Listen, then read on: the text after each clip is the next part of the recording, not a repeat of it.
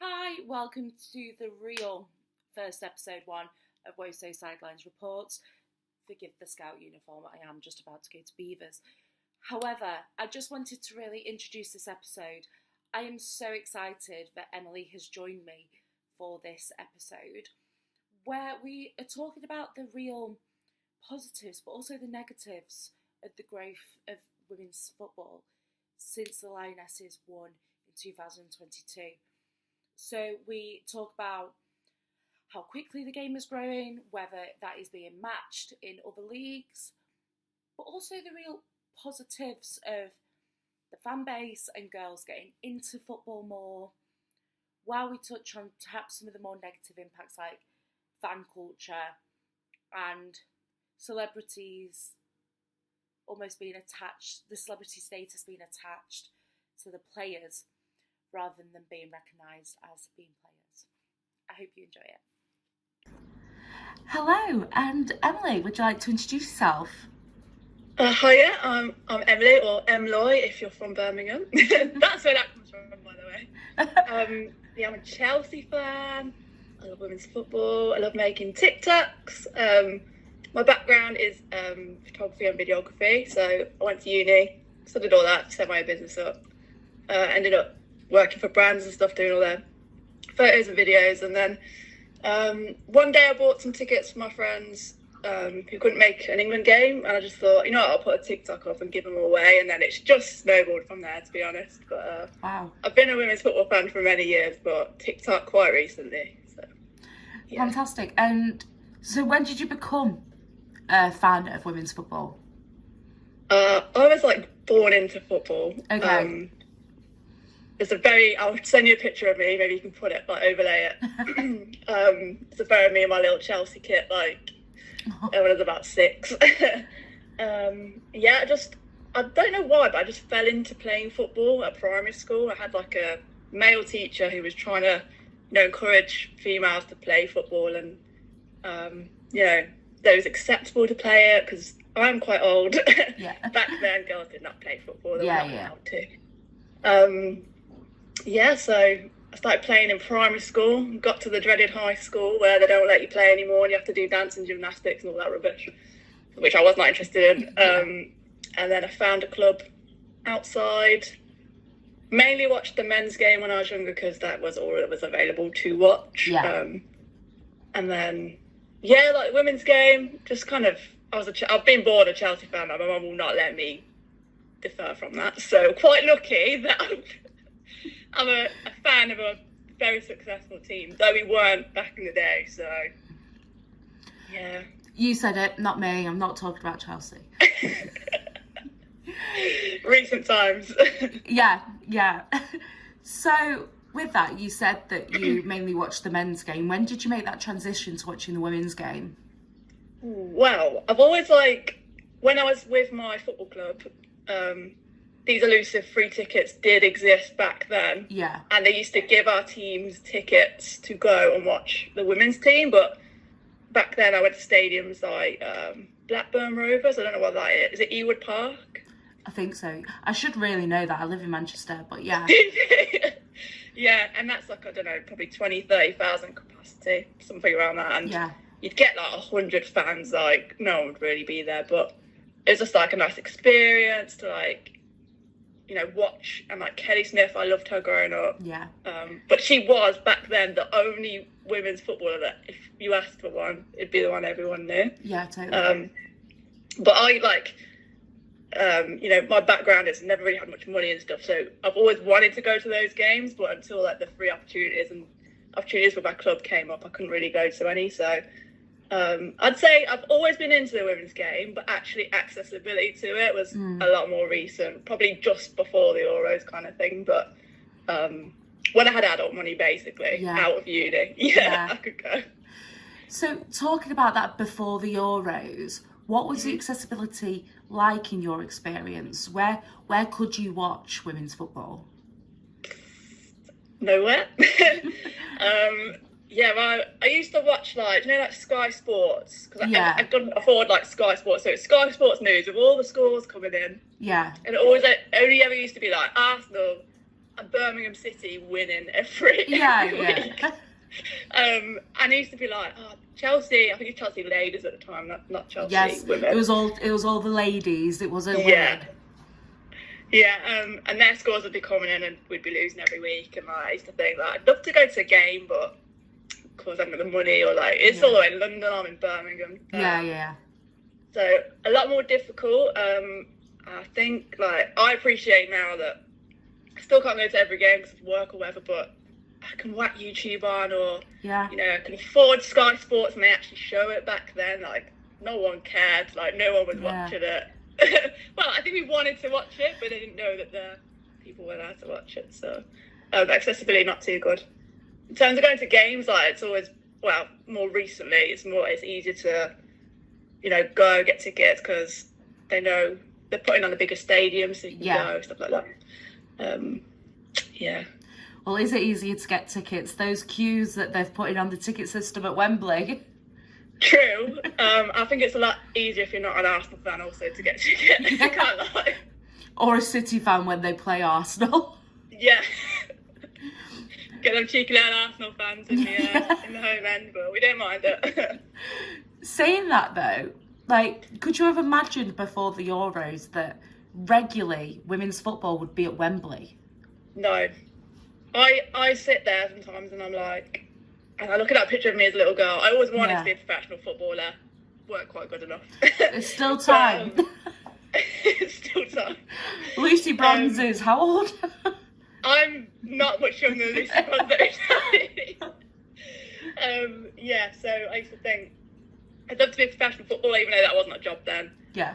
And walk out in the big stadiums and stuff. And then I used to think they're not playing there, they're playing in literal fields in the ground. So now the fact that they even get to play at Wembley and the Emirates, Stamford Bridge, and when I went to my first proper Chelsea game at Stamford Bridge, I was pinch me, this is insane. I don't even care the stadium's not full. Yeah. Unreal. It's the same at the Etihad. I mean, when I've been doing press, you get some stadiums, and I'm not going to name them Lee Sports Village, where it's in the middle of nowhere. It's cold. Yeah. You have to go somewhere else to go and get your press pass. They don't even put on bottles of water. Oh. And places where Chelsea women's playing Kingston. Kingsmeadow? Yeah, Kingsmeadow. I should know that because the school I used to teach at, that's where we did our sports days. Oh, yeah. Nice. So all the kids were doing sports days where Chelsea women play regularly, which I thought was insane. Crazy, yeah. And then you go to places like the Etihad and Old Trafford and Villa Park, where Aston Villa are playing regularly. I was just about to say to you, how do you feel about? I think it's amazing that Villa ladies are playing are playing every single WSL game there. But then on the other hand, it's 3/4 empty stadium because they're not opening it all. Yeah, I mean, I think it's great to allow the visibility. Yeah.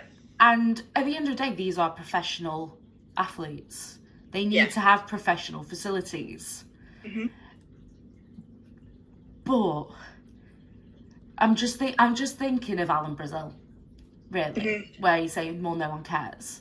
Yeah. And people do care, but then you look at pictures like that, where... Yeah, exactly. I mean... I get the same on my TikTok comments, I'd film a clip, and they're like, wow, no one there, and I'm like, they actually are just all been put on one side because they don't want to open. I mean, I was at City v Leicester yesterday, and no Leicester fans turned up. There was about a quarter of them. We actually, I mean, there's always that chant, you must have come in a taxi. We actually think they must have come in a taxi because there was that few of them. I think there was 8. But then somebody did a TikTok because Wine Rover made her debut and Bunny Shaw scored. So it was a great TikTokable game, really. But half the stadium was empty because the away fans didn't turn up. But then if you looked at the home side, you couldn't move. Yeah. And it is hard when you play in massive stadiums. I mean, we saw it at the Etihad when City played Spurs. And they only opened half the stadium. In fairness, it was a Friday night in November. It was cold, it was wet, it was rainy. Everyone was exhausted. Yeah. But it was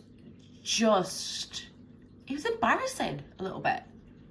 Because then you got people, mainly men, coming on saying, well, you know, no one watches women's football.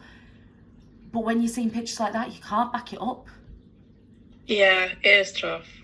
I want them to be playing in them stadiums, but like Villa play some of their games at the Bescott, which is like a smaller stadium, and it looks fuller. Yeah. That's my only I love it that they're getting accessibility, and eventually it will grow and we will fill them out. But it's just a little. I don't know if it's too soon. I don't know.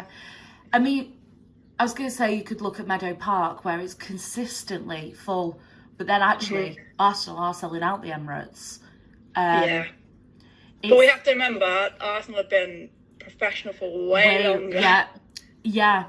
And it's so hard to make a general statement about any of these teams because actually United are selling out Leigh Sports Village. Would they sell out Old Trafford? I don't know. It's not like it's like a couple thousand more, it's like tens of thousands more. It's really hard to gauge. Yeah, and that kind of brings me on to the question of, we have seen women's football grow substantially since the Euros. Are we expecting too much too quickly by trying to put women in these massive stadiums? That's a really tough question.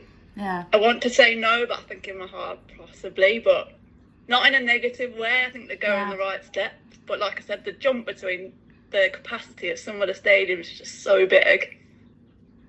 Yeah, I don't know.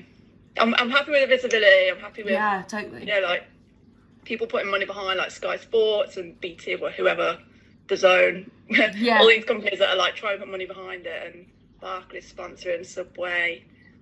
Great. Yeah. I don't know. It's such a hard question that I don't know. It is, because we look at players like, I don't know, Chloe Kelly getting massive brand deals with Nike. Yeah. And, you know, being a household name, people like Mary Earps and Leah Williamson and, you know, Alexia Putellas and Bon Mati. They're household names pretty much. But they are the top of this sport. Yeah. They really are the top. Marta, you know, absolute top of this sport. I bet if I went into any high school in the country, I say, name me the United team. They could all name all of them. Yeah. The ones with an interest in football. Yeah. If I said that to, can you name me the United women's team? You know, they could name Ella Toone, definitely. Yeah. They could probably name Millie Turner. But there's still a lot of work to do. I agree. There's so much work to do. I was working with I went back to my first ever football club, the one I talked about that gave me all these opportunities to go to these games. I was doing some filming with them.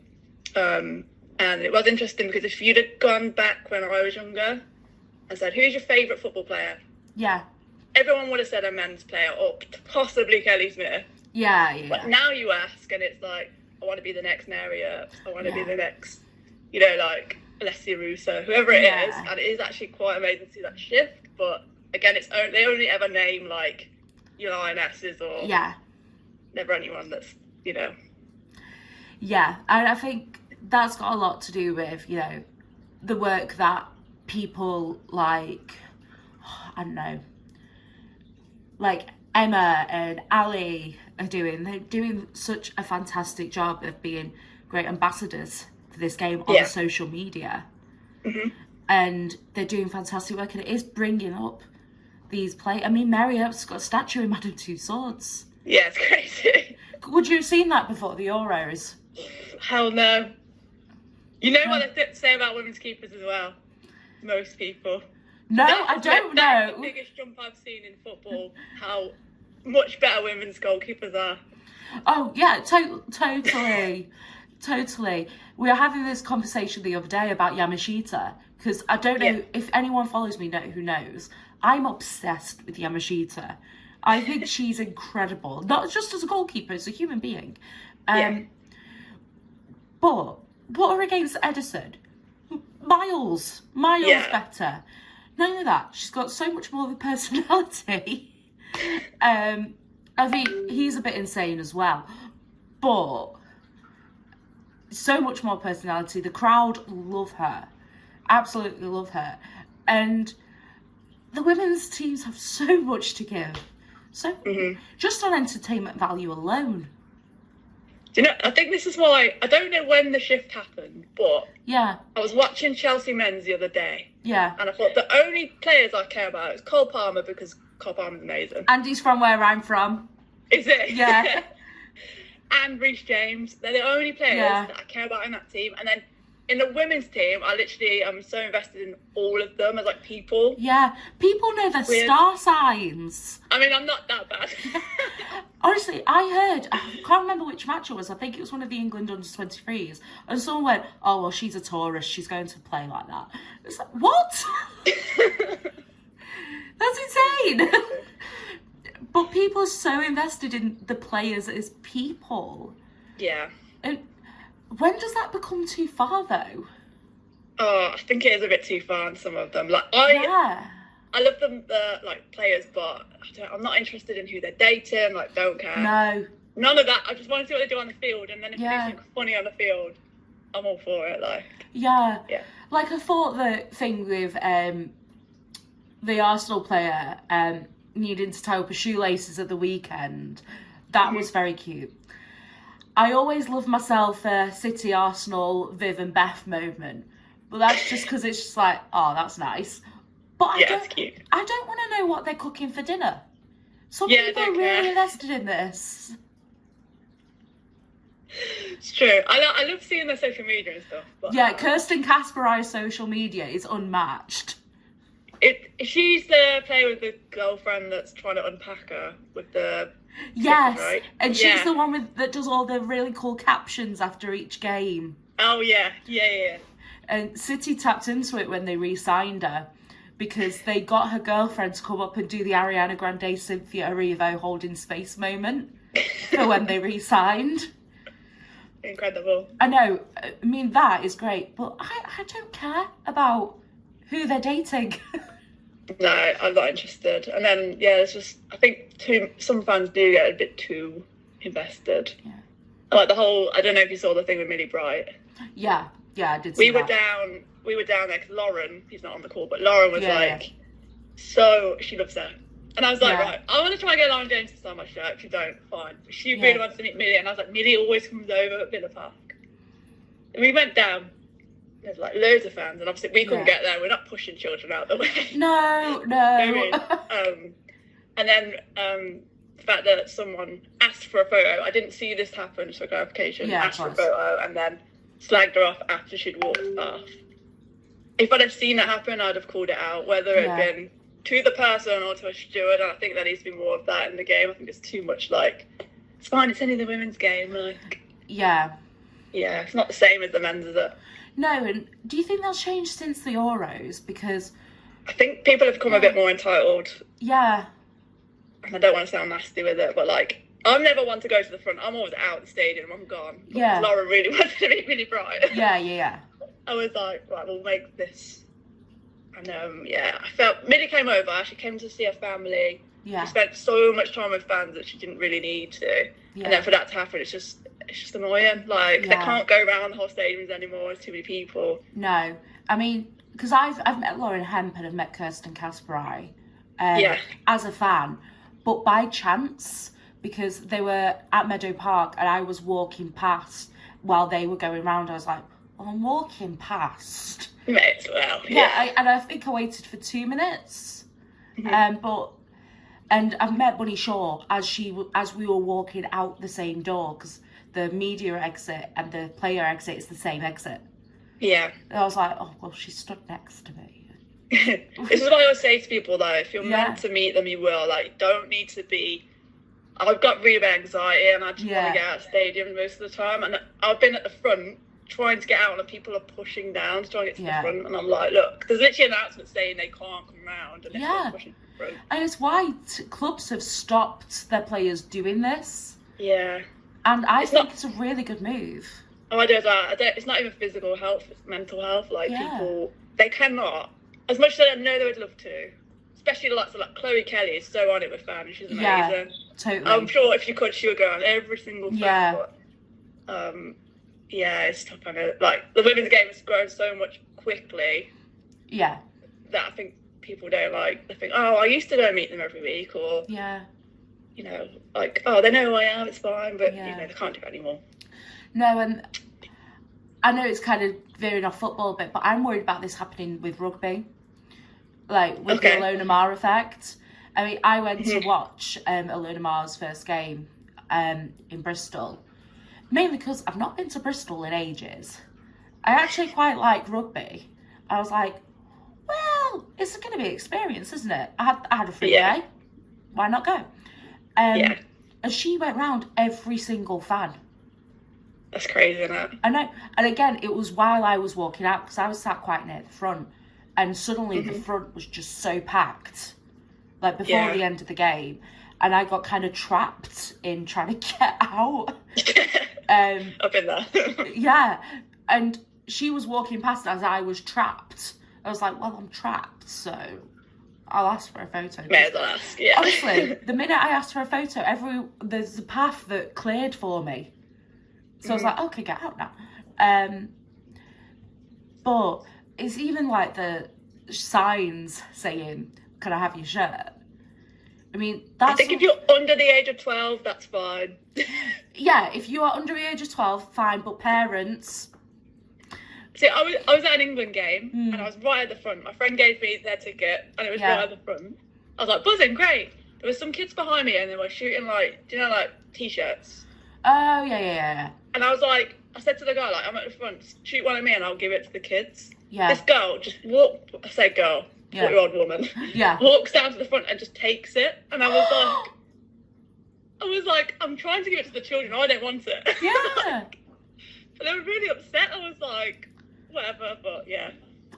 Oh, that's mean. I know. That is actively mean. I said to the kids, I'm sorry, I would have got it for you, but she stole it. Yeah, so that happens.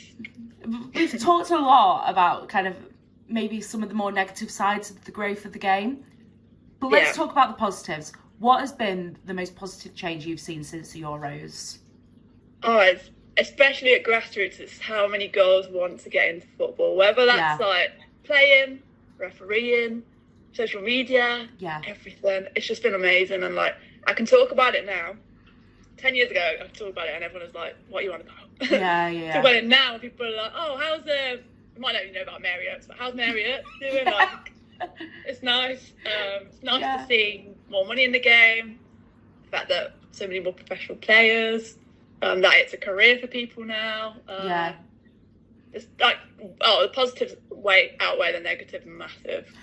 So I sound like a negative Nancy, but yeah. And I think it's important to be realistic about the growth of the game and talk about the negatives, but there are so many positives. I mean, I remember sat at my old job talking about women's football and somebody was responding knowing what they were talking about, not just, oh, let's just let Hattie carry on talking about her special little interest. It was, no, actually, oh yeah, I'm taking my daughter to that game. Yeah.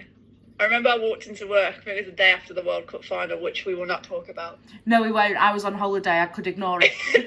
I walked into work and everyone was like, Emily, you're all right. But like, they knew, like, no one would have given a crap before. Yeah. They were like, they played really well though. Like, yeah, but we didn't win. But yeah, it's nice. Like, and the fact that people are interested in going now, like, friends that are like football are like, oh, Emily, you going to a game? Can I come? I'm like, yeah, you would have wanted to 10 years ago. Yeah, I went into work the day after City got knocked out at I can't believe I'm going to have to call it the Subway Cup. The Subway Cup. It's better than Conti Cup, though. Oh, no, I loved a little Conti Cup. The Subway Cup. And everyone's like, are you okay? And I was like, I need a week off to grieve. You've got PTSD. Yeah, but everyone was actually like, oh no, yeah, we get it, if you need to take some time. And I was like, Yeah. do you know what though? The only time I've ever seen someone act like that is for men's football. That's true. Yeah, it's true. Because there's a lot of like guys at work that've always loved football, and Liverpool have been knocked out or something, and they're always like, oh, are you all right? Do you need some time today? Which I think is mad because it's a football and I was not personally playing. But if I was personally playing, fair enough. Get it. Yeah, but I was not personally playing. I was sat there actually at home watching it with a nice little dinner and a nice cup of tea. I think for me, probably the nicest thing about the growth of the game was the first time that I went to like Wembley and watched the women. Yeah. Because that was not in my lifetime. That was not written in my lifetime. So. When was your first match at Wembley for the women? Oh my God, I can't remember. Can't remember now, but it was just amazing. I think mine, and I think I agree with you, because I think the standout moment for me was the first time I watched England at Wembley, which was England v Netherlands in 23. Mm-hmm. And it wasn't the actual match, it was trying to get out of the stadium. You're like, oh, the tube's full now. Yeah, and I was like, there are so many people here. Everyone was freezing, everyone was cold. The vibe was great because we won a last minute winner as well. And I had to get back to Manchester that night because that's when I booked. So I had to get back into central London. But it was just so many people. And it looked not dissimilar to trying to get out with Taylor Swift. Yeah. Which crazy. I never thought I would be able to compare those two things. Honestly, I never thought we'd play there, but like the last time that I went was, I think, it was against America. Yeah. I actually, do you know when it like stops so the tube doesn't get overfilled? Yeah. I got stopped and I was like, this is just crazy. I know. People watch women's football, but apparently they do. Yeah, no one watches women's football, but you can't get on the tube afterwards because it's too full. For someone that struggles on tubes and travelling, not great, but you know what, I'll take it to the sea. But thank you so much for your time today, Emily. That's okay. Emily, thank you so much for coming on the podcast. I absolutely love talking to you. You'll notice a slight technical problem I had with actually recording this episode, but it is now sorted for the next episode. So I'm really excited to actually show you my technical skills because I do have them, I promise. That is all for this week. Next week, we're going to be talking about the rise of businesses that have grown specifying in women's football. I'm so excited to bring you that episode with one of my favourite women's football businesses. So, until next time, have a great week.